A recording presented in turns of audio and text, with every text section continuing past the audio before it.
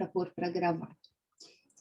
Então, nós tivemos em 7 de fevereiro do ano passado, então, mais de um ano, nós tivemos sancionada a Lei 13.979, de 2020, que dispõe sobre as medidas de enfrentamento de emergência de saúde pública de importância internacional. Então, vejam que na ementa da lei a gente sequer usou o título pandemia, né? Nós estamos tratando como um momento de emergência de saúde pública de importância internacional, decorrente do coronavírus.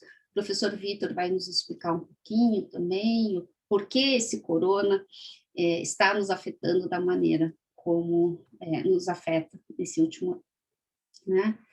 E a lei, então, ela vai trazer as principais medidas de combate. E para a nossa conversa, o que mais interessa é a portaria 356 de 2020 do Ministério da Saúde, publicada em 12 de março, um dia após a declaração de pandemia feita pela Organização Mundial de Saúde. E essa é uma crítica que se apresentou na época também, que enquanto todos os países já reconheciam uma situação de emergência de importância internacional, a Organização Mundial de Saúde ainda não tinha declarado essa situação e o fez apenas em 11 de março de 2020. Bom, o que nos importa aqui? A portaria 356 do Ministério da Saúde, no artigo 10, estabelece que para aplicação das medidas de isolamento, quarentena, devem ser observados protocolos clínicos específicos do combate ao SARS-CoV-2 e as diretrizes estabelecidas no Plano Nacional de Contingência do Ministério da Saúde. Tá? Então, assim, o que eu gosto de destacar desse artigo? Embora o STF tenha dado uma certa liberdade para estados e municípios definirem as suas medidas de combate a esse novo coronavírus, o importante é que essas medidas elas são tomadas tendo por base protocolos e diretrizes. Não são municípios que criam, não é o Estado que cria, mas é a ciência que as determina, né? Bom, para entender, então, a primeira questão que nós podemos pensar é a diferença entre surto, endemia, epidemia e pandemia, né? Surto é um aumento repentino de uma determinada doença, de casos de uma determinada doença, com um limite muito restrito, uma doença bastante específica, numa área bastante restrita. Então, por exemplo, nós podemos ter um surto de sarampo dentro de um colégio, nós podemos ter o surto de sarampo dentro de um bairro, né, num bairro de uma determinada cidade. Então, surto é menorzinho. As endemias, elas não estão relacionadas à quantificação de casos propriamente ditos, mas sim a questão da manifestação de uma determinada doença numa região. Por exemplo, febre amarela, ela é endêmica da região norte do país, ela é muito comum na região norte do país. Temos casos na região sul? Temos, mas não como na região norte. Tá? Isso nos leva, então, ao conceito de epidemia, né? A epidemia, ela vai ter esse aumento do número de casos de uma determinada doença, acima, né, do esperado, acima do que seria o normal para aquela doença, em uma região bem mais ampla, como é o caso da dengue no Brasil. A dengue no Brasil, ela é epidêmica. E chegamos à pandemia, né? A pandemia, ela compreende um número enorme de casos de uma determinada doença, conhecida ou nova, como é o caso da Covid-19, e esses casos acabam afetando inúmeros países. Quem declara a situação de pandemia? A situação de pandemia, ela, além, obviamente, do reconhecimento feito por cada um dos países atingidos pela doença, etc., ela tem uma declaração genérica feita pela Organização Mundial da Saúde, que no nosso caso, como eu falei, foi feita em 11 de março do ano passado. Quando acaba? Quando acaba quando nós tivermos ou controlado a doença, né, ou até mesmo se a gente tiver chegado ao ponto de extingui-la, tratando-se de coronavírus, acho que depois o Dr. Vitor pode confirmar ou não o que eu vou dizer agora, mas tratando-se de coronavírus é muito difícil a gente erradicar, né? Então, mesmo que a OMS declare extinta a pandemia, os países podem continuar tratando como uma situação de emergência, dependendo do número de casos que ainda existe em sua região, né? Então, hoje nós temos 14 países que estão, ou territórios que estão livres do vírus, e que, portanto, já não estão mais em situação de emergência sanitária, enquanto todo o restante ainda está correndo atrás da vacinação, atrás da imunidade de rebanho, atrás do controle, da tentativa de controle da doença. Ok? Bom, junto com a pandemia, para alguns alunos aqui que são mais novos, né, que talvez aí estejam...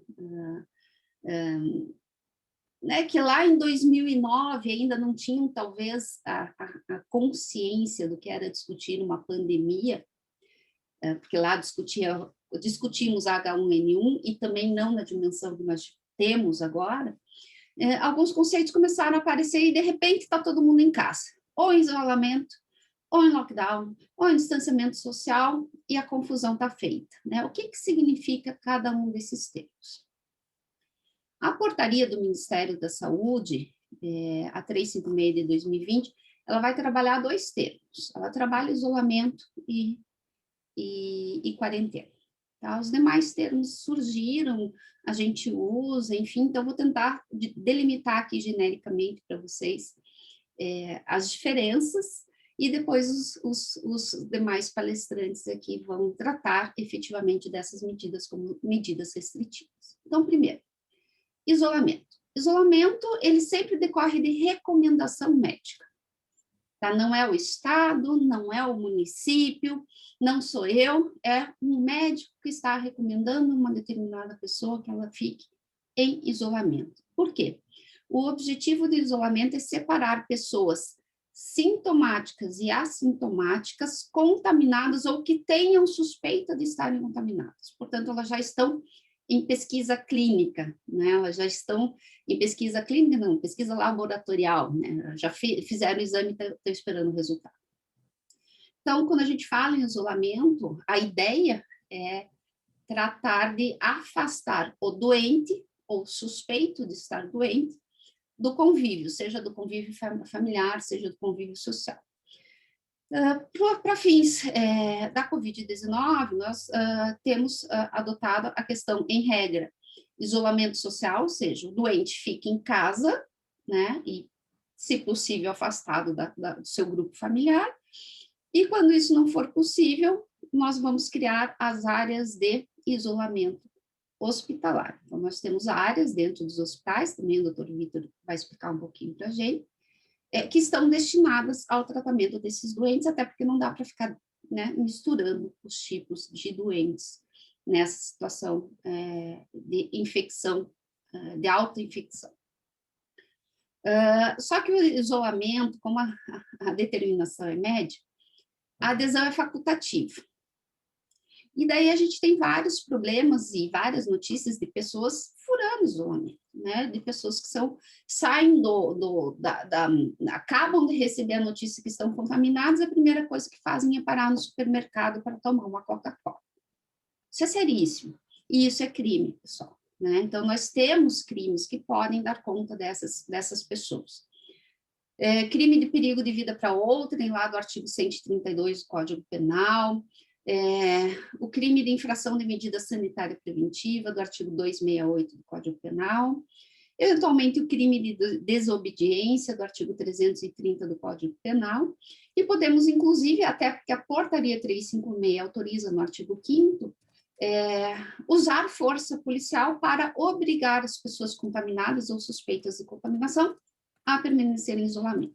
E não foram poucas as pessoas que vocês acabaram vendo em notícias, usando, inclusive, as tornozeleiras eletrônicas para controle do isolamento, né?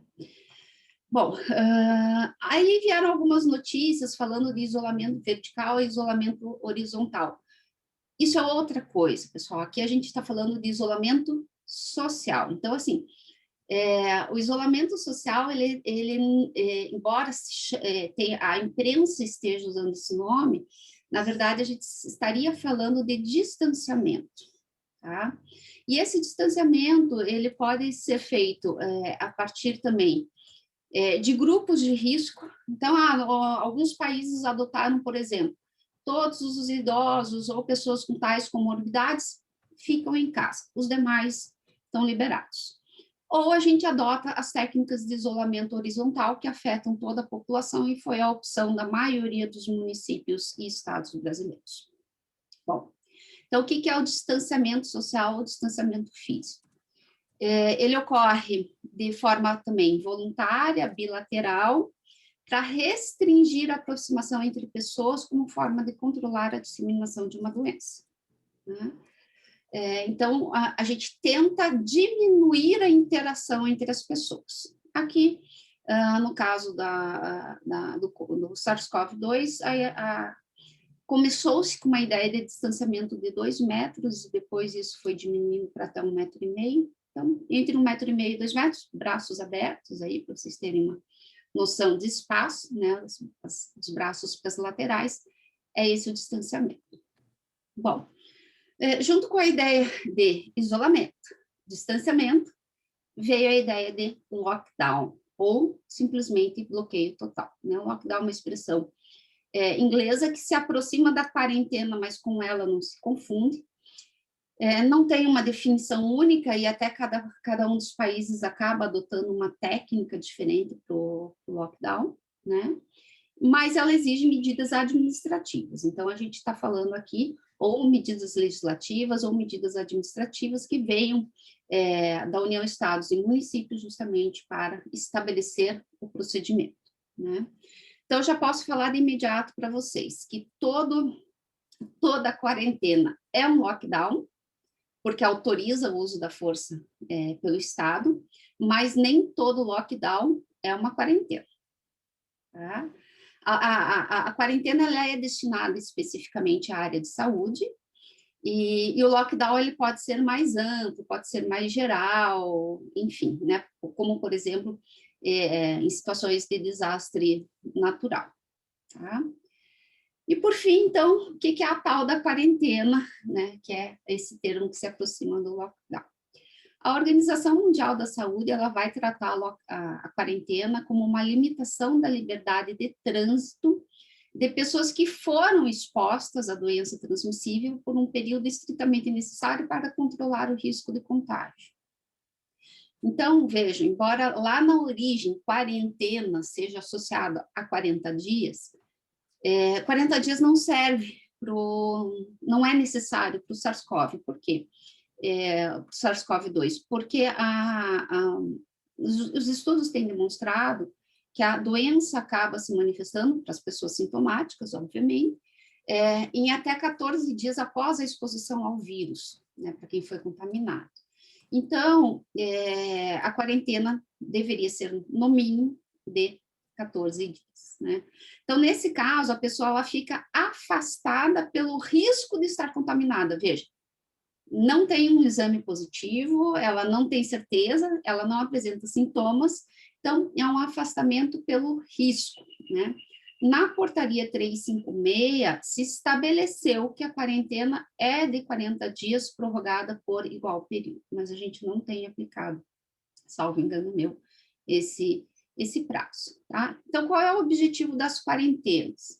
É evitar a transmissão da doença, né, do vírus, no período em que a pessoa ainda está assintomática, ou seja, ela já está doente, está transmitindo, mas ainda não apresenta os sintomas, né? No nosso caso aqui no Brasil, o STF autorizou que estados e municípios estabeleçam as medidas de isolamento, distanciamento e quarentena em atos próprios, ou seja, em atos que sejam realizados de acordo com as necessidades dos seus municípios, né? Então, vocês têm visto que o município de Curitiba, semanalmente, no último mês, tem editado decretos de acordo com o nível da nossa bandeira, infelizmente estamos na bandeira vermelha, e as medidas vão sendo tomadas assim. A doutora Bruna daqui a pouco vai comentar também quais foram as opções do litoral do Paraná, em razão do agravamento da situação aqui no estado, né? Então, as medidas de quarentena, elas podem ser adotadas individualmente ou coletivamente, daí só para contar, né, o causinho aqui, a palavra quarentena, ela deriva da palavra quadradinata, lá do italiano, né, ela tem origem nas navegações, intimamente ligada em especial à peste. Então, na Itália, quando eles desconfiavam que os marinheiros pudessem ter tido contato com alguém contaminado pela peste, a hora que o navio atracava, essas pessoas ficavam quarentenadas, ou seja, isoladas, por 40 dias. Aí daí vocês vão perguntar, nossa, Fernanda, da onde que eles tiraram esses 40 dias? Tem justificativa também, pessoal. Né? O valor dos 40 dias, ele vem da China antiga, das medidas de combate chinesas à peste, e nos primórdios, então, das primeiras imunizações que foram também chinesas para combater a varíola, eles observaram que as crostas extraídas de doentes que estavam acometidos pela varíola permaneciam infectantes por 40 dias durante o inverno e 20 dias durante o verão. E daí surgiu, então, a quarentena de 40 dias. Tá? Mas, como eu falei para vocês, hoje a determinação se serão 40 dias, se serão 10, se serão 7, vai depender do tipo de doença, do tipo de infecção e do tipo de contenção que precisa ser feita, né? Fato é que todas essas medidas que eu falei para vocês, elas são utilitaristas. E a própria Organização Mundial da Saúde, ela deixa claro que essas medidas, em especial lockdown, que tem efeitos econômicos bastante importantes, bastante impactantes, não devem ser medidas primárias de saúde pública. Elas devem ser como a última medida possível dentro da saúde pública. Daí vocês vão perguntar, mas Fernanda, então por que nós estamos em quarentena, isolamento, etc.? Porque nós não tínhamos outras medidas para conter o vírus, a gente não tem um tratamento eficaz ainda, e nós não temos a imunização em efeito rebanho. Então, enquanto a gente não tiver essas duas coisinhas caminhando junto para conter a doença, nos restam as medidas restritivas. Sim, elas são drásticas, sim, elas geram efeitos econômicos e sociais bastante severos, mas severo também é o efeito da doença, né? Então, posso talvez afirmar aqui que nenhum político está feliz em ter que adotar essas medidas, porque sabem o custo político delas, mas elas são necessárias, né? Então, as evidências nos trouxeram aonde estamos. Então, fato é que, por serem medidas bastante utilitaristas, os fins justificam os meios, elas não podem ser banalizadas, elas não podem se tornar gerais e elas têm que estar obrigatoriamente restritas ao momento de emergência sanitária. Então, para fechar essa minha fala, eu queria dizer para vocês que as doenças, elas sempre serão um problema humano, né? Quando eventualmente não são criados pela própria humanidade, como nós temos aí algumas questões, né? Mas elas afetam diretamente a harmonia social e vocês são testemunhas, né? Vocês estão vivendo um momento histórico que demonstra isso. Então, assim, quando nós buscamos novos valores éticos e jurídicos para dar conta dessas novidades biotecnológicas, para dar conta de novas doenças, nós temos, sim, que tomar certos cuidados para que essas diligências não provoquem o relativismo em excesso de valores como a própria dignidade da pessoa humana. Então, o direito não pode ser legitimador de práticas não científicas, muito pelo contrário. Ele tem que tomar as práticas científicas como legitimador da limitação de determinadas liberdades, sabendo que essas liberdades só serão limitadas durante a emergência sanitária. Então, com esse panorama geral que eu fiz para vocês, bem geral mesmo, eu convido o Dr. Vítor Horácio de Souza Costa Júnior a falar um pouquinho do ponto de vista médico, sobre a Covid-19. O professor Vítor Horácio é médico, infectopediatra do Hospital Pequeno Príncipe e vice-presidente da Sociedade Paranaense de Pediatria. Doutor Vítor, é um prazer recebê-lo aqui no Curitiba.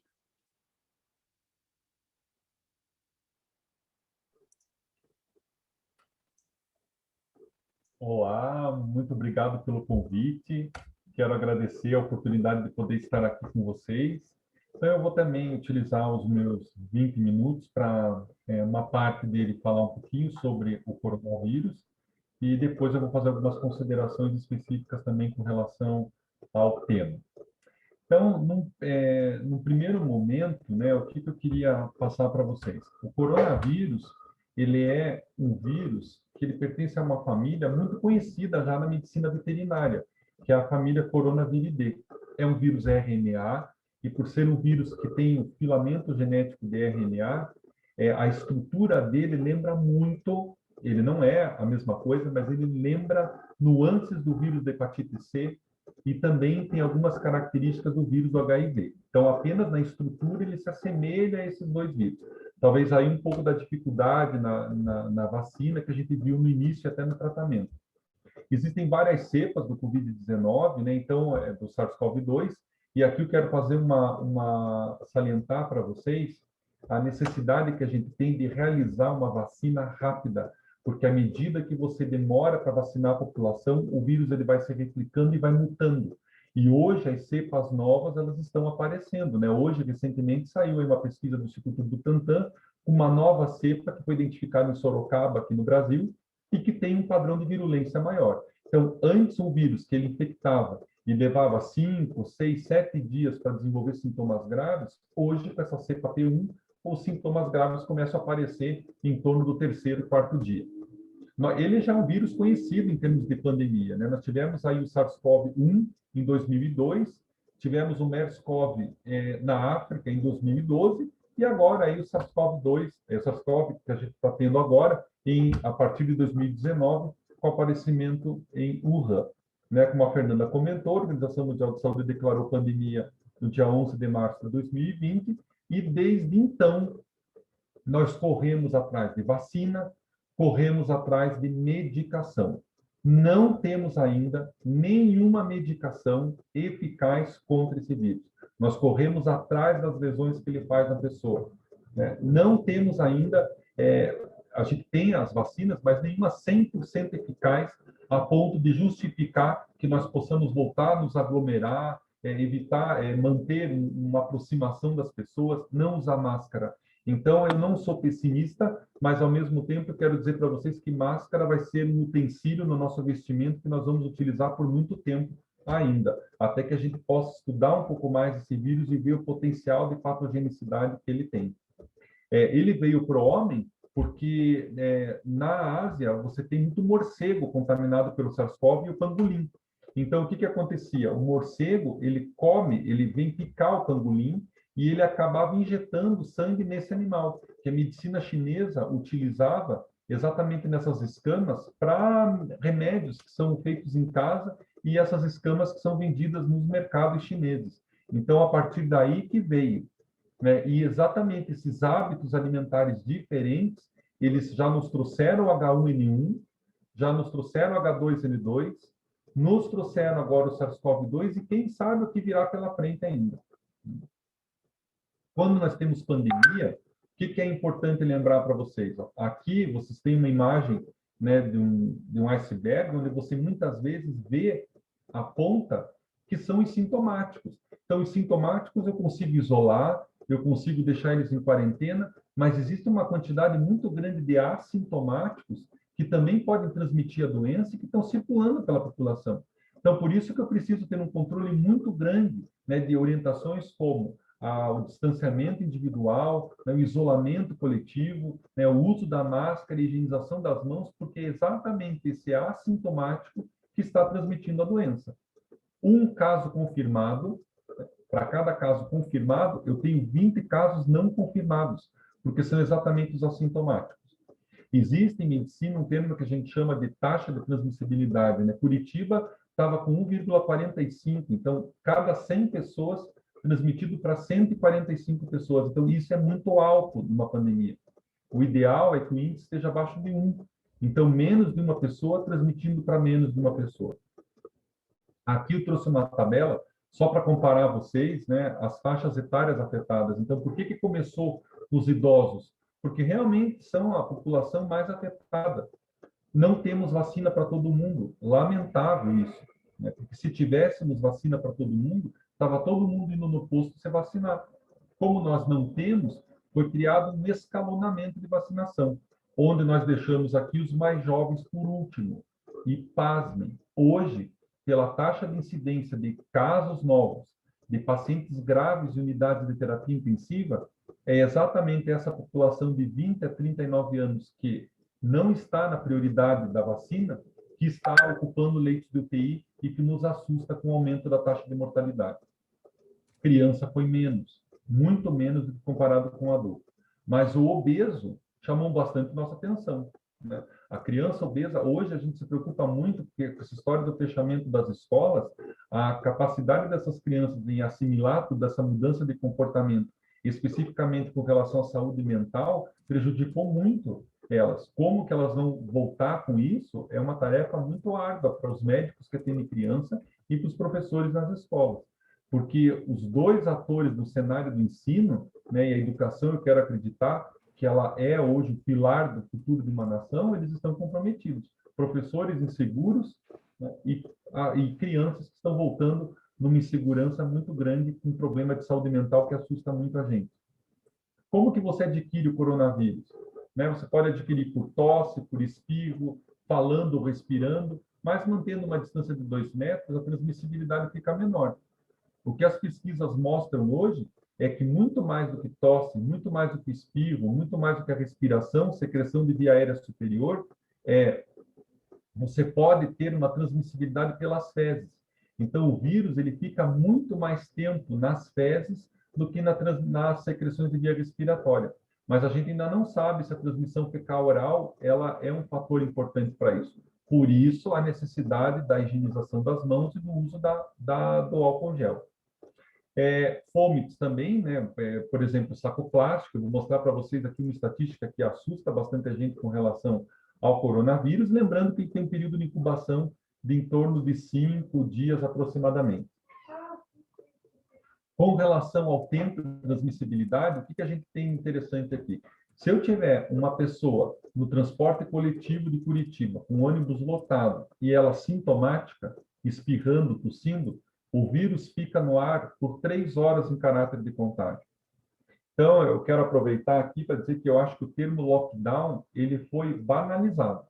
Porque o lockdown mesmo, ele tem que ser um fechamento restrito de muitos setores. Não é o que a gente está vendo hoje, né? Nós fizemos um lockdown onde você tem algumas coisas fechadas, algumas coisas abertas, mas eu vou citar o exemplo do trânsito, né? Eu vou da minha casa para o hospital, eu estou enfrentando engarrafamento. Então, eu não sei o que está fechado, porque as ruas estão circulando, tem algumas coisas fechadas sim, mas efetivamente lockdown nós não fizemos. E o meu receio com relação ao lockdown, com termo banalizado, é que, com certeza, ele sangra a economia e, com certeza, ele faz cócega no vírus. Então, é isso que a gente vivencia hoje. A gente sangra a economia no lockdown, feito mais ou menos, e nós não estamos efetivamente fazendo nada com relação ao vírus. Nada talvez seja um termo muito duro de falar, porque os números eles diminuíram, mas hoje eu tive acesso às estatísticas aqui na nossa cidade, diminuiu pouco comparado ao que a gente precisa, porque a necessidade dele veio por uma superlotação em unidades de terapia intensiva, né? Nós temos aí uma fila hoje de 300 pessoas esperando vaga em UTI no estado do Paraná, então isso está muito fora do que a gente pode oferecer em termos de segurança para uma pessoa que venha se contaminar. No plástico, ele pode ficar até 72 horas. Em cartolina, 24 horas. E no cobre, aproximadamente 8 horas. Então, veja a importância de você higienizar esses materiais e o cuidado que você tem que ter numa pessoa que, de repente, não está usando máscara, tem secreção nasal, pega no plástico, pega na cartolina ou pega no cobre. O PCR é o exame ainda de escolha, né? Pode ser a secreção nasal ou a secreção em saliva, lembrando que ele é um exame que você pode utilizar ele para diagnóstico, ele não é critério de cura, porque muitas pessoas, depois de curadas, elas podem ainda ficar eliminando espículas do vírus em secreção, não necessariamente em caráter de contágio. Então, o que a gente vê hoje? Você pegou o coronavírus, seu PCR está positivo. Você terminou a quarentena aos 14 dias, se você coletar o PCR, você ainda pode estar com ele positivo, mas numa carga muito baixa que não vai caracterizar a transmissibilidade. Então, ele é um exame para diagnóstico, mas não é um exame para cura. E aqui tem um dado importante também, com relação à sorologia. Muitas pessoas podem ter o coronavírus e não produzir um anticorpo de memória, o que faz com que elas possam pegar novamente. E algumas pessoas que produzem esse anticorpo de memória, elas podem ficar com essa memória imunológica por um período de 2 a 6 semanas apenas. Então, você perde depois. Então, moral da história, pega-se coronavírus, fica protegido por pouco tempo ou por tempo nenhum. Então, por isso, a necessidade de manter as orientações de higienização das mãos, do uso da máscara, do distanciamento individual e do isolamento social. Várias outras pandemias já existiram, né? A varíola, que foi comentada pela Fernanda ali, então, com uma taxa de transmissibilidade muito alta, né? 4,5, poliomielite na Europa, 6 no R0, sarampo, a epidemia do SARS, né? Gripe espanhola no outono e na primavera, o H2N2 nos Estados Unidos, né? O H1N1 na África, o Ebola na Guiné-Bissau, né? O Zika aqui na América do Sul, e o SARS-CoV, né? Com índices que chegaram até 5. Então, é muito alto isso. Então, a gente tem que tomar muito cuidado. Ele é um vírus que, hoje, na pandemia, ele nos deixa com muita dúvida. Ele apareceu nos deixando com muita dúvida e, hoje, ele ainda nos ajuda a ter essas dúvidas. E, assim, eu vou aproveitar que é uma sessão democrática, né? E vou deixar aqui a minha insatisfação com muitos órgãos representativos da minha classe médica que ainda estimulam pacientes a usar tratamento precoce, que não existe evidência nenhuma com relação a isso, muito pelo contrário, ele prejudica o diagnóstico precoce da doença, sim. Muitos medicamentos que estão sendo panfletados aí em rede social e por alguns colegas médicos, eles afetam o coração e, pasmem, gente, o coronavírus não afeta só pulmão, ele afeta também, ele deixa paciente com AVC, com insuficiência renal, com cardiopatia. Eu sou infectologista pediátrico e me assusta muito as manifestações diferentes que eu estou vendo do coronavírus hoje. Hoje, se você for na minha enfermaria do hospital, que eu tenho 10 leitos para infecção por coronavírus, eu não tenho nenhuma criança com problema respiratório, mas eu tenho criança com problema cardíaco pelo coronavírus, porque ele fez uma inflamação no músculo cardíaco. Eu tenho criança com meningite pelo coronavírus, que fez uma paralisia da musculatura. Eu tenho criança com uma alteração renal pelo coronavírus. Então, assim, não é brincadeira, nunca foi, e fico muito admirado, indignado de ver que gente ainda trata essa pandemia em tom de brincadeira. Então, as crianças, elas foram menos afetadas por teorias diversas, que a gente ainda discute muito a veracidade delas. Recentemente, quero passar para vocês que a Universidade Federal de Santa Catarina, ela fez um estudo com uma população pequena de crianças e observou que a vacina tríplice viral, que é a vacina de sarampo, cachumba e rubéola, e a tetraviral, que é sarampo, cachumba, rubéola e varicela, ela parece estar conferindo uma imunidade cruzada para o coronavírus. E a gente fica muito interessado no futuro dessa pesquisa, porque a população pediátrica não foi estudada ainda com relação à eficácia da vacinação. Então, serão os últimos a serem vacinados. E como vai ser o comportamento desse vírus quando os adultos estiverem vacinados e nós só tivermos a população abaixo de 18 anos? Então, a gente está, assim, precisando muito que essas pesquisas em crianças elas avancem, né? Nós, no Hospital Pequeno Príncipe, nós vamos começar a pesquisa na população pediátrica com laboratório e vamos torcer para os resultados serem bons e satisfatórios para que a gente possa começar a vacinar essa população também.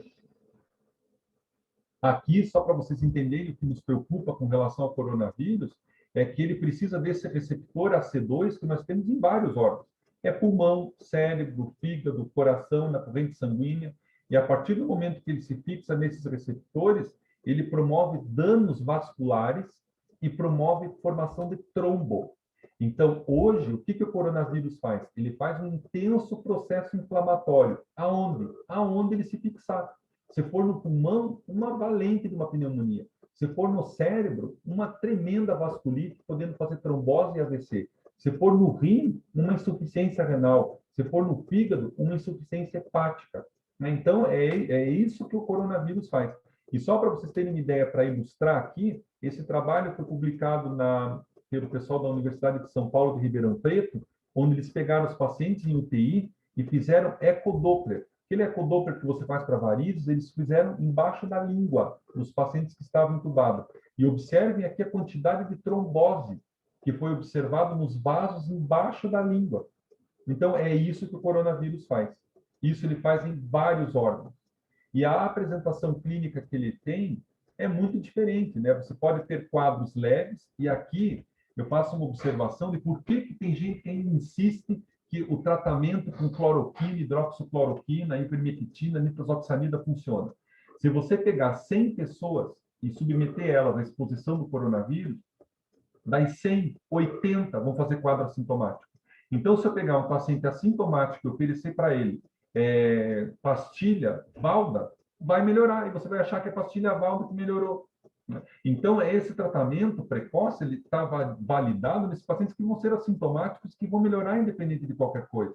Agora, o paciente com doença moderada, com doença grave, com uma doença crítica, esse 20% que a gente tem, e que mostra que o nosso sistema de saúde ele não dá conta de atender esses 20% que precisem, é que nos preocupa. A taxa de mortalidade hoje, eu entrei antes da apresentação aqui para vocês no site do Ministério da Saúde e fiquei assim assustado de ver a velocidade com que o número de mortes no Brasil ela aumenta, A gente está perdendo aproximadamente 3.600 pessoas por dia. Eu participei de um evento da Academia Americana de Infectologia Pediátrica e o médico que foi falar da América do Sul, ele descreveu o Brasil com o título O Holocausto Brasileiro. 3.600 pessoas por dia. Curitiba, 40 mortes ontem. Então, assim, é um vírus extremamente fatal.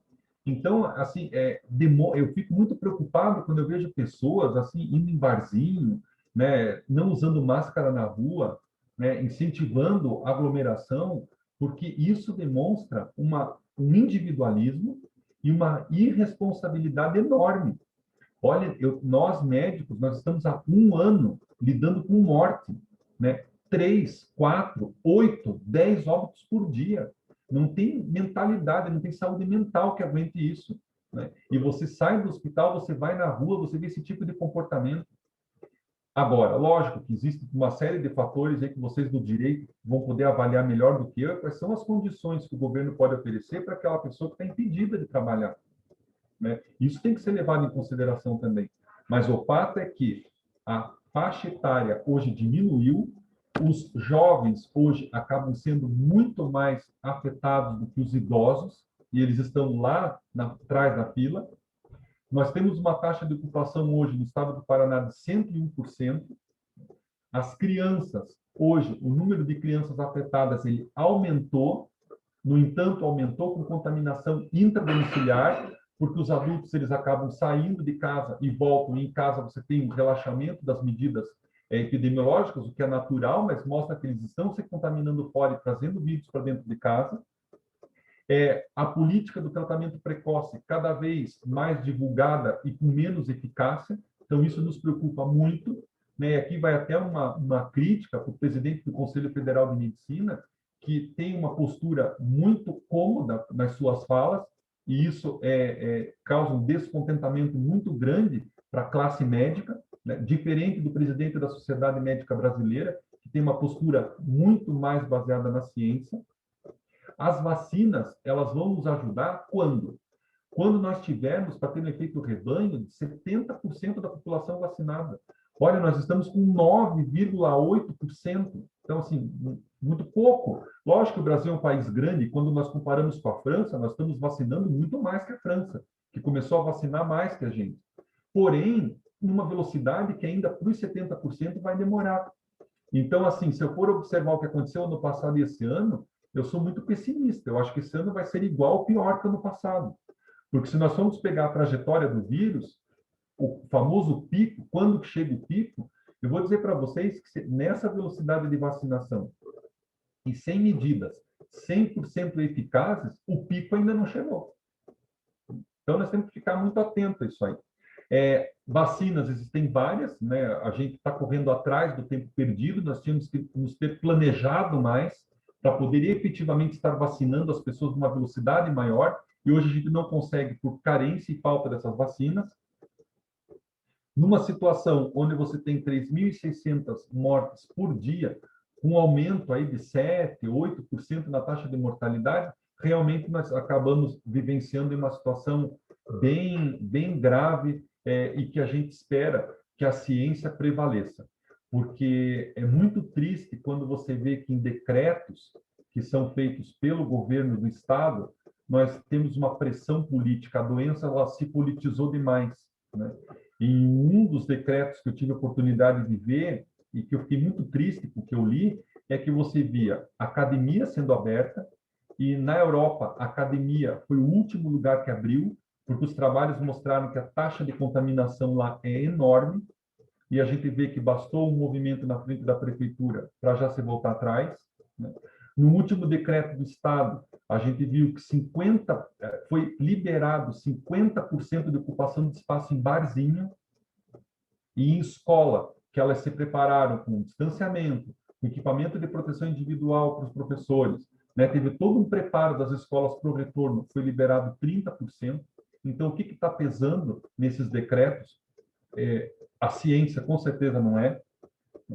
E a gente precisa ficar muito atento a tudo que virá pela frente. Agora, o fato é que, se nós não identificarmos que nós também somos partes importantes e participantes deste processo, nós ainda vamos viver momentos muito mais duros nessa pandemia do que nós estamos vivendo até aqui. Certo? Olha, deu meus 20 minutos, Fernanda.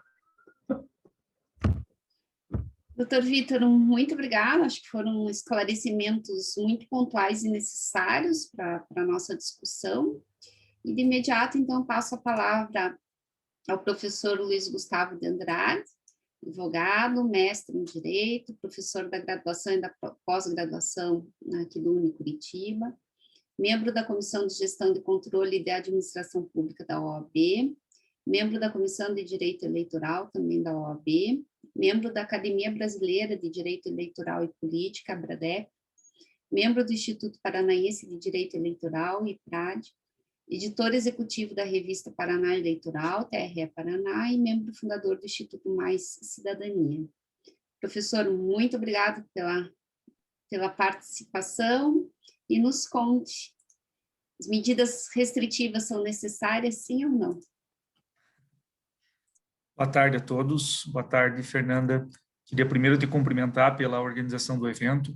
A professora Fernanda sempre preocupada com as discussões afetas ao direito à saúde e não existe momento melhor para se discutir isso, infelizmente um momento ruim, né? Mas que promove, do qual surgem inúmeras discussões, em especial aqui a discussão proposta de se saber se há base jurídica para as medidas restritivas que vêm sendo adotadas. Cumprimento também o nosso palestrante, o Dr. Vitor. Digo aqui, Dr. Vitor, que é sempre difícil falar depois do doutor e da doutora Fernanda, né? Fizeram falas tão bem fundamentadas e tão didáticas. O doutor aí com PowerPoint magnífico, até não tenho PowerPoint aqui na minha fala, mas gostaria de cumprimentá-lo. Também já tinha ouvido falar muito bem do senhor, apesar de não conhecê-lo pessoalmente. Sou advogado do Sindicato dos Médicos e o seu nome é sempre muito bem falado nas reuniões das quais eu participo. Então, é um prazer estar aqui com o senhor. Eu cumprimento também a doutora Bruna, vou, no final da minha fala, fazer uma menção à doutora Bruna, e eu vou fazer uma fala bastante rápida, bem breve, vou deixar para a doutora Bruna falar especificamente da medida, que é a medida que originou aí todo o evento, que é a questão das barreiras sanitárias. Mas vamos lá, né? Hoje tem se discutido muito a legalidade dessas medidas restritivas de direitos em plena pandemia, né? E tem o presidente da República falando que isso são medidas típicas de um estado de exceção, de um estado de sítio, de um estado de defesa, e que num estado de normalidade jurídica, que é o estado que nós vivemos, não existiria base legal para se adotar essas medidas. Então, vou adiantar para vocês que discordo totalmente, né? Estado de exceção positivado, lá do sistema constitucional das crises, que vocês estudam lá em Constitucional 3, são medidas bastante diferentes para um outro momento, né?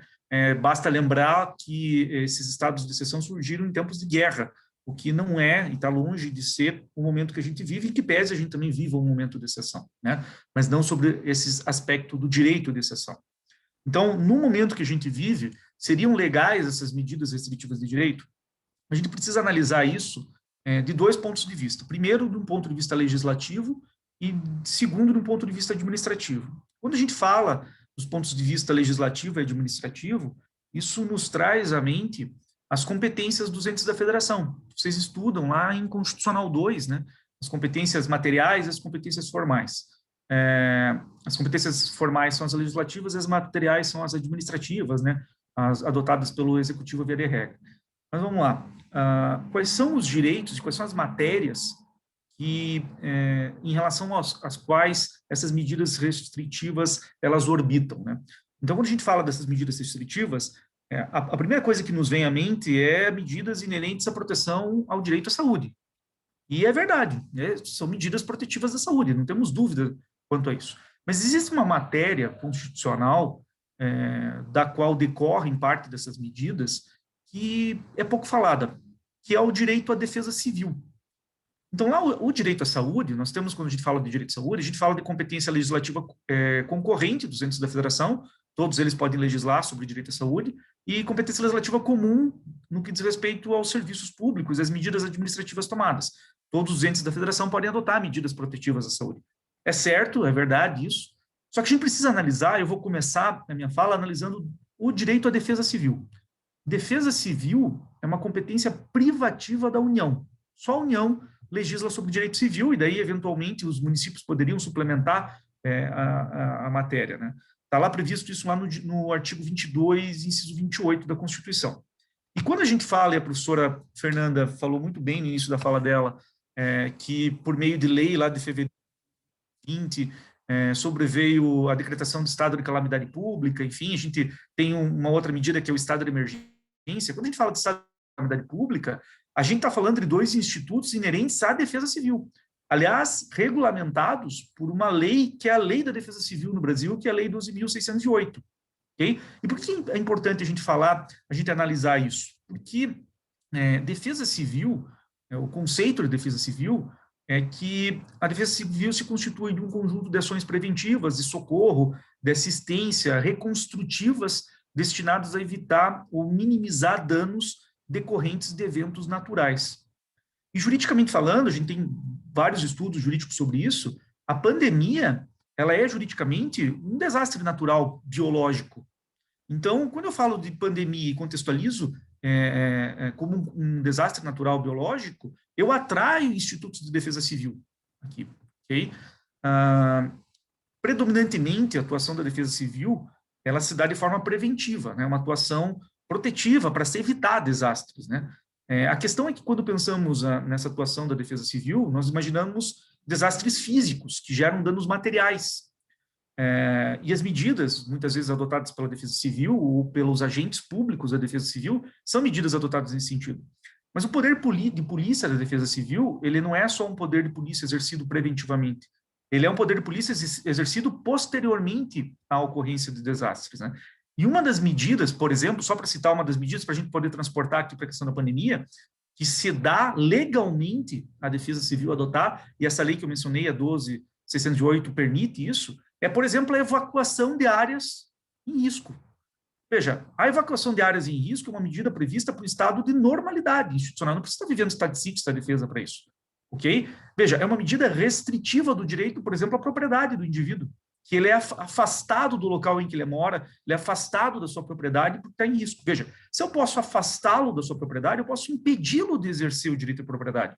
Isso eu estou falando de uma medida prevista para o momento que nós vivemos. Okay? Estou falando isso por quê? Para chegar lá na questão, por exemplo, da barreira sanitária, do lockdown, né, que são medidas restritivas de direito à liberdade de locomoção, ao direito à propriedade, enfim.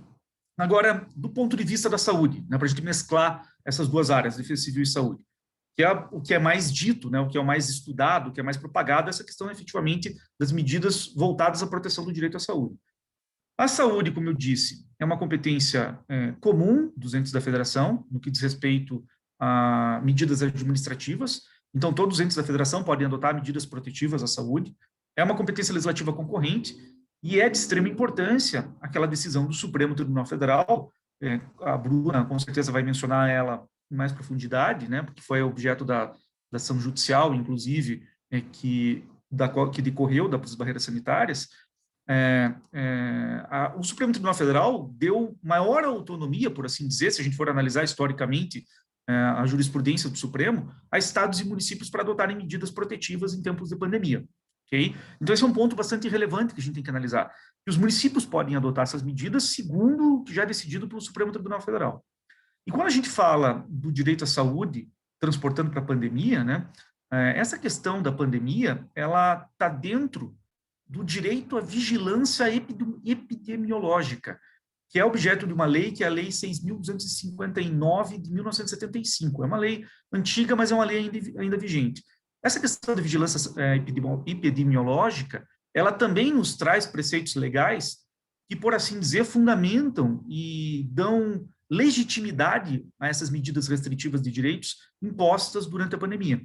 Por exemplo, lá o artigo 12 dessa lei, ele diz mais ou menos assim, que em decorrência dos resultados parciais ou finais de investigações e levantamentos epidemiológicos, é autorizado, por exemplo, a autoridade sanitária obrigar a adoção de determinadas medidas ou sujeitar os indivíduos a determinadas medidas. O artigo 13, medidas indicativas para o controle da doença, diz a lei lá. O artigo 13, por exemplo, diz que as pessoas físicas e entidades públicas ou privadas ficam sujeitas ao controle determinado pela autoridade sanitária.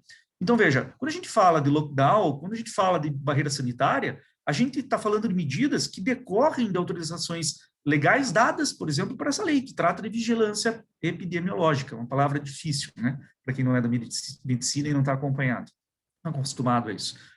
Então, veja, a gente tem a lei da Defesa Civil legitimando e autorizando expressamente a adoção de determinadas medidas por agentes públicos da Defesa Civil, a gente tem a lei da vigilância epidemiológica autorizando da mesma forma que os agentes públicos imponham e que os particulares se sujeitem a essas medidas. É claro, a lei da pandemia específica, que é a lei do ano passado, que era de fevereiro, né, um pouco antes de você decretar uma quarentena, lá que a professora Fernanda muito bem explicou, ela fala muito timidamente do que poderia ser feito pelas administrações públicas, em especial dos estados e dos municípios, né? É uma lei meio num contexto mais centralizador para a União e para o Ministério da Saúde, mas lá em determinado artigo, lá no artigo 15, numa passagem do artigo 15, ela diz lá que toda pessoa colaborará com as autoridades sanitárias no que diz respeito, por exemplo, à circulação em áreas consideradas como regiões de contaminação pelo coronavírus. Então, veja, numa interpretação sistemática de todos esses dispositivos, tenho para mim existir legalidade nessas medidas restritivas de direito. A gente poderia passar por uma análise mais justo-filosófica, por assim dizer. Eu poderia lá resgatar para vocês o Alexis, né? Vocês lembram lá da teoria da argumentação do Alexis, que ele fala da aplicação da proporcionalidade em 3 etapas: adequação, necessidade, exigibilidade e proporcionalidade em sítio distrito. Eu acho que essa ponderação proposta pela Alexia, ela vem bem a calhar aqui, né? O que é adequação? Você verificar se a medida que restringe um direito, ela é tomada, a medida tomada, ela é realmente adequada para aquela situação.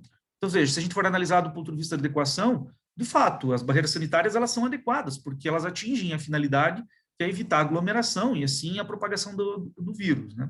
Do ponto de vista da segunda etapa proposta por Alexia, a necessidade e exigibilidade, né? Então, eu entendo que essa restrição, ela é efetivamente uma medida eficaz, porque é isso que se propõe nessa segunda etapa, dentre outras providências que possam ser tomadas. Daí, claro, a gente tem que fazer aqui uma comparação com outras providências que podem ser tomadas.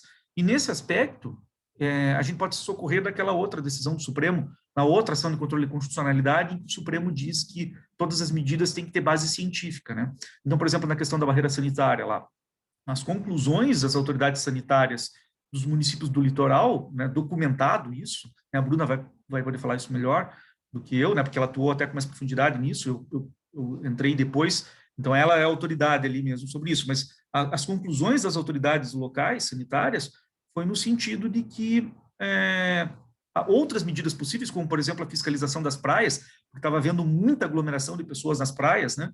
Isso não surtiria o efeito, porque, primeiro, não existiriam agentes públicos em número suficiente para fazer a fiscalização lá de Pontal do Sul até Guaratuba, por exemplo, pegando todo o nosso litoral, né? E sem falar que a experiência deles mostrou que, mesmo já tendo sido decretada, né, antes da barreira sanitária, essa restrição, a população acabou indo para a praia, assim mesmo, e se aglomerando na praia. Basta a gente ver o que aconteceu no Carnaval, né, amplamente divulgado pela mídia. Então, me parece que efetivamente foi uma medida necessária se comparado com outras possíveis ali. E do ponto de vista da proporcionalidade em sentido estrito, eu tenho para mim que a garantia do direito à saúde, ela efetivamente compensa a restrição de outros direitos. Lembrando que eu faço uma ponderação dos direitos em jogo, né, no caso concreto. Me parece que é razoável você restringir direitos como a liberdade de locomoção, como o direito de propriedade, muitas vezes, em prol do direito à saúde, até porque essa restrição dos outros direitos, ela é parcial, ela é temporária, você não está afastando os outros direitos por completo.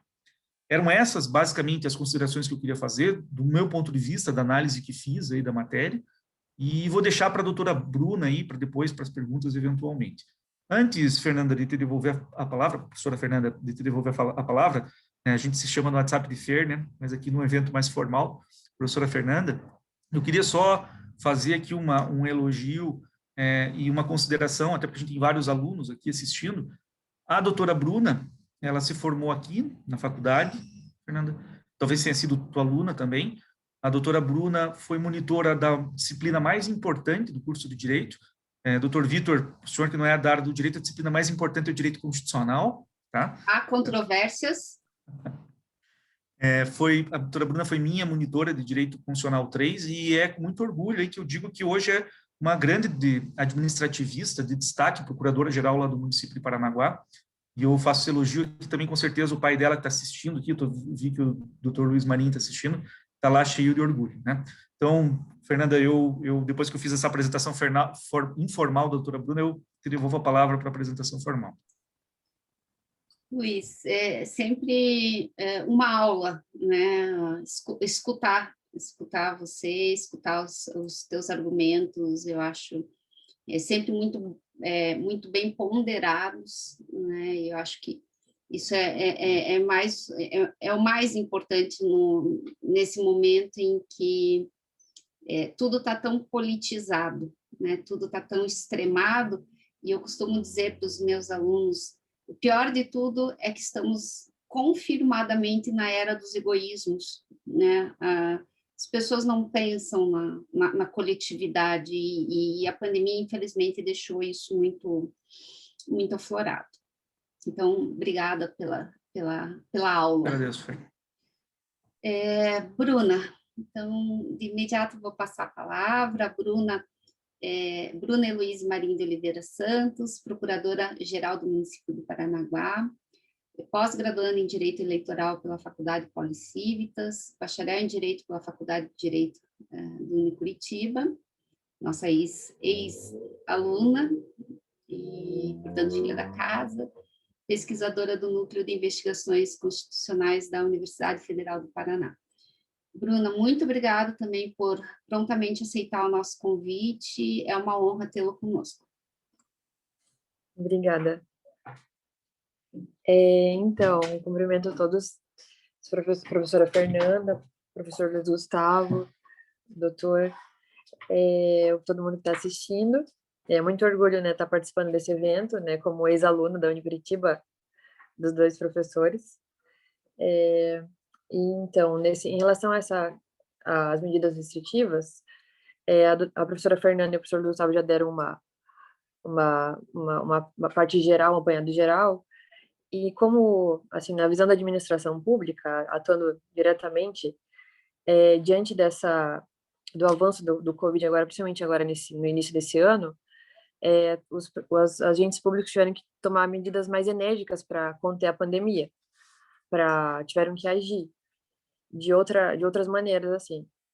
E como o professor Luiz Gustavo já falou, né, tem duas ADIs no STF que são bem importantes, que é a 6341 e a 6343, que foram, assim, deram um norte para os municípios agirem nessa pandemia. Eu vou citar aqui brevemente, um pouquinho de cada ADI, para eu poder falar mais especificamente da barreira sanitária. A ADI 6341, que foi a primeira que o STF definiu, que a competência da União não afasta a competência dos municípios para legislar e adotar medidas restritivas quanto à pandemia, né, dentro das suas competências. E eu achei muito interessante uma parte que um ministro, o relator, falou aqui, que ele falou assim, o pior erro na política pública é a omissão. Que isso que eu acho que espelha muito o que está acontecendo na administração pública atualmente, no âmbito municipal, principalmente, que os gestores públicos municipais que estão mais em contato ali com a população, com o sistema de saúde, a União, né, ela faz a coordenação, os estados também ajudam com essa coordenação, mas os municípios que estão ali, né, na linha de frente, vendo os números, vendo as pessoas, eles, né, sabem os dados para poder tomar essas medidas restritivas. E daí essa DI 6341, ela deixou bem claro isso, com essa parte da realidade ali, o contato com a realidade ali que os municípios têm, né, daí os estados e a União. E a DI 6343, também, o STF também reafirmou a competência comum e concorrente quanto à saúde, que o professor Luiz Gustavo falou, e a necessidade de cooperação entre os entes, para tentar conter essa pandemia. E também daí nessa DI 6343, que ficou mais assim claro que deve ter amparo técnico, como a professora Fernanda falou no início, que tem que ter o amparo técnico, o estudo técnico, para poder embasar essas medidas, que não podem ser feitas aleatoriamente. Daí nesse viés, assim, a última medida tomada aqui no litoral, né, foi a barreira sanitária ali na BR-277, de controle de acesso aos municípios do litoral. O que aconteceu? Os municípios se reuniram diante do lockdown decretado em Curitiba, quando o prefeito Rafael Greca anunciou que ia fazer o lockdown em Curitiba. Os prefeitos do litoral se assustaram, né, os agentes públicos se assustaram, porque é recorrente isso, né, dá um lockdown em Curitiba, ou começa a haver restrição, né, aumenta o número de pessoas circulando no litoral do Paraná. E agora, com esse anúncio do lockdown lá pelo prefeito Rafael Greca, já começou a sair, já foi feito um levantamento e já foi notado um maior fluxo de pessoas para o litoral, assim, um pouco antes da gente decretar essa barreira sanitária. Então, já tem dados nesse sentido, que aumentou o número de veículos descendo. E, coincidentemente, infelizmente, aqui no litoral só um hospital regional que é público para atender os 7 municípios do litoral, não só para Covid, mas para como qualquer doença, para qualquer emergência. E nesse mesmo dia que o Greca anunciou, o hospital regional anunciou que não tinha mais leito, estava 0 leitos aqui no litoral. Então, daí os agentes, né, os prefeitos se reuniram e entenderam que era melhor fazer isso, mas com todo o embasamento técnico dessa parte do fluxo, da aglomeração, como o professor Luzal falou, né, muita aglomeração, e somada essa parte de falta de leitos, E também o fim da Operação Verão também, que daí a gente já não tinha mais o apoio do Estado, né, para o fluxo maior de pessoas aqui no litoral, e foi montada essa barreira sanitária. Só que daí o que ocorreu foi que veio uma ordem para tirar essa barreira sanitária. Nós ajuizamos uma ação de obrigação de não fazer contra a União e pedimos uma liminar para que não fosse impedido, né, a gente fazer essa barreira ali na BR, né, nessa rodovia federal. E nós obtivemos êxito na liminar.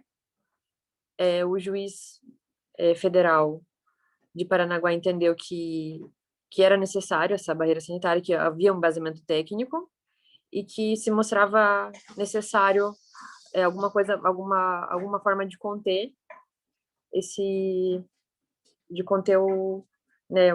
essa circulação de pessoas aqui no litoral. A União recorreu para o TRF, o TRF indeferiu o pedido de efeito suspensivo da União, mantendo a decisão nossa, que também entendeu que era uma medida necessária, que o STF já deu o ok para os municípios em relação à competência, que havia embasamento, que a União não conseguiu justificar o porquê que a barreira sanitária não poderia ficar ali, né? Ela não conseguiu demonstrar qual que era a lesão, qual que era o perigo. E então, assim, vendo tudo que foi discutido aqui, essas decisões do STF, né, essa medida restritiva foi bem proporcional e compatível com a situação que a gente está vivendo agora. Há estudos de outros países que deram certo, embora não haja um lockdown geral aqui no litoral, mas essa barreira, né, tem outros estudos em outros municípios, outros países que fizeram que diminuiu o vetor de transmissão. Eu acho que é isso, assim, a gente, nessa questão aí dos agentes públicos, pensando na realidade ali, né, dos municípios, pensando tanto no bem dos munícipes aqui, quanto no pessoal de Curitiba e região, assim, porque daí nessa falta de leito, também podem acontecer outras coisas, assim, acidentes, que também daí ia prejudicar também, né, o atendimento. Eu acho que é isso. Doutora Bruna, muito obrigada pelos esclarecimentos, foram bem pontuais também, e acho que as 4 falas aqui, elas se completam justamente no sentido da busca pela cientificidade das medidas, pela proporcionalidade e pela necessidade das medidas, né? Todos nós sabemos, estamos todos nós cansados, exaustos, o isolamento social, né? Ele tem um custo, não só o custo econômico, mas ele tem um custo mental para todos nós bastante importante.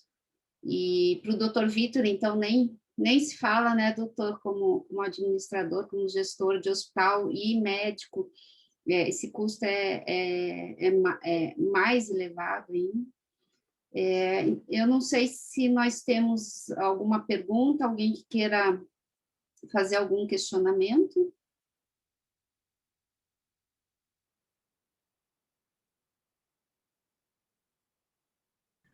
Professora, eu queria perguntar. Diga, Maria Clara. Aproveitar um gancho de umas aulas que nós tivemos anos passados, eu queria perguntar para o professor Luiz Gustavo o que ele acha dessas restrições, se tem como dizer que a restrição da liberdade das pessoas é inconstitucional em frente a tudo que está acontecendo agora. Tem algumas pessoas que acreditam que isso seja uma lesão ao direito da liberdade, né? O que o professor acha sobre isso? Oi, Maria. Lembro da Maria. Maria foi uma excelente aluna de Direito Constitucional também. Tem o pai que é advogado constitucionalista e é sempre muito interessada no tema, Maria. Obrigado pela pergunta. Eu entendo, Maria, que existe legalidade na adoção das medidas restritivas. Elas vão acabar entrando em conflito, ainda que aparente, com outros direitos. A saúde é um direito fundamental, assim como a liberdade de locomoção. E nós aprendemos lá no início do curso que não existe um direito que se sobrepõe a outro, né? Mesmo o direito à vida, em que pese estejamos vivendo uma situação de tamanha gravidade, como disse o Dr. Vitor, que mais do que proteger a saúde em si, a gente está protegendo a vida das pessoas, né, com determinadas medidas, e que não existindo um direito que se sobrepõe ao outro, e a gente tendo que fazer essa ponderação no caso concreto, me parece que há justificativa legal, como eu falei na minha fala, tanto na lei da vigilância epidemiológica, quanto na lei que regulamenta as medidas de defesa civil, que justificam e dão legitimidade a essas medidas restritivas, ainda que a restrição incida em relação à liberdade de locomoção. A gente poderia pensar outras medidas de tempos de não tão de crise de tamanho, de proporção menor do que a gente está vivendo, e que mesmo outros direitos podem ser restritos, mesmo a liberdade de locomoção em outros tempos poderia sofrer restrição. Então, quiçá dizer do tempo que a gente está vivenciando desse tempo de pandemia. Então, não tenho dúvida para mim que as medidas são sim legítimas. Perfeito, obrigada, prof. Doutor Vitor, da sua exposição, eu anotei uma pergunta, é mais uma provocação mesmo. O senhor pontuou ali que nós temos hoje uma mudança significativa da faixa de doentes graves, né, de 20 a 39 anos. Já está na hora de revermos as faixas prioritárias para a imunização ou ainda não há evidência suficiente para isso? Não, nós já temos evidência, sim. Eu acho que até um planejamento que a gente precisa ter e que tem que ser revisto é se, por exemplo, escola é considerada uma atividade essencial, o professor teria que estar sendo imunizado primeiro. Então, a gente tem essa situação hoje da necessidade de rever esse protocolo de vacinação. Qual é o grande problema disso? Nós não temos vacina em quantidade suficiente para também conseguir rever esse planejamento de prioridades na vacinação. Então, só nos resta o quê? Agilizá-lo. Então, nós precisamos ter volume para que a gente possa atingir o objetivo das classes que estão mais lá para baixo serem vacinadas no menor curto de tempo possível, porque a não vacinação para alguns grupos de pessoas fatalmente vai tornar elas mais expostas. Até porque é importante lembrar que a vacina ela não vai impedir que você pegue infecção por coronavírus. A eficácia dela é na redução de internamentos e mortalidade. Então, ela evita que você... É como a vacina da gripe. Ela evita que você interne, ela evita que você vá para a UTI. Mas você pode acabar se contaminando e transmitindo a doença. Então, por isso que mesmo vacinado, você tem que tomar cuidado, porque você pode ser um carreador do vírus. Então, quanto mais tempo a gente levar para vacinar, mais exposto vai estar a população que não recebeu a vacina. Fiquei fora dos dois grupos, hein, professor? Fiquei fora dos idosos e fiquei fora dos jovens. Estou numa zona ali, não sei se o Luiz está na mesma zona que eu, talvez o Luiz seja um pouco mais novo. A Bruna eu sei que é bem mais nova, né? Hein, Luiz, estamos numa zona intermediária e vou ficar para o final. Eu estou chegando nos 30 agora, Fernanda, então... Então tá bom. Então, nessa nova mudança aí, talvez a gente consiga ser vacinado.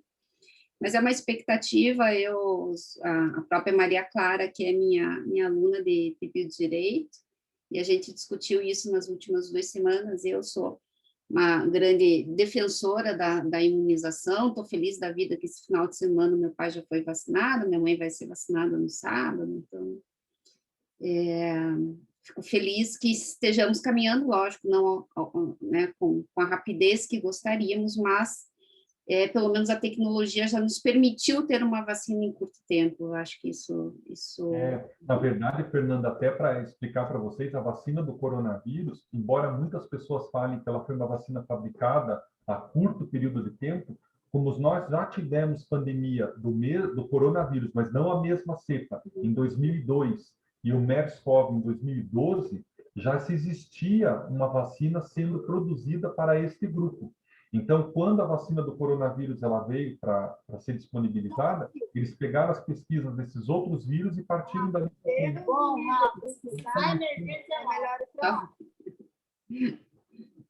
Já mutei. Lucas, teu microfone está aberto, Lucas.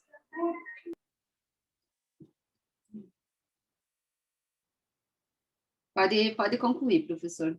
Então, essa vacina, ela já vem desses estudos prévios. Então, por isso que a gente conseguiu, num curto período de tempo, ter ela disponível. Só que a gente luta, Fernanda, com duas situações muito tristes. Assim, a primeira é exatamente a falta de vacinação, né? A falta do planejamento. E segundo, é ainda com uma política de antivacinismo que existe e não é pela vacina do coronavírus. É por uma série de outras vacinas também e que a gente procura nem comentar muito para não dar ibope para esse assunto que é tão triste para a gente que trabalha na área da saúde. Esse foi assunto, inclusive, com a minha turma de biodireito, ontem discutimos bem no finalzinho da aula, é muito triste, né, doutor, né, assim, é uma pena que a gente veja tanta bobagem sendo dita, né, e num momento que a gente poderia estar aproveitando as pesquisas, né, porque se a gente tem tanta fonte de comunicação e fontes científicas importantes, né, a gente poderia ter o mesmo alcance. Como é que a bobagem tem mais alcance que a ciência? Não consigo entender isso em pleno século XXI. Né? Fernanda, posso fazer uma pergunta para o Vitor também? Claro. Doutor, tem se propagado, né, essas novas variantes do Covid, de Manaus, enfim, da Inglaterra, há a possibilidade de todos nós acabarmos sendo vacinados no tempo que for, e em virtude de a gente ter tanta variante do vírus, a vacina não surtiu efeito e a gente tem que acabar tendo que desenvolver outra e viver um ciclo, enfim, traumático, para dizer o mínimo.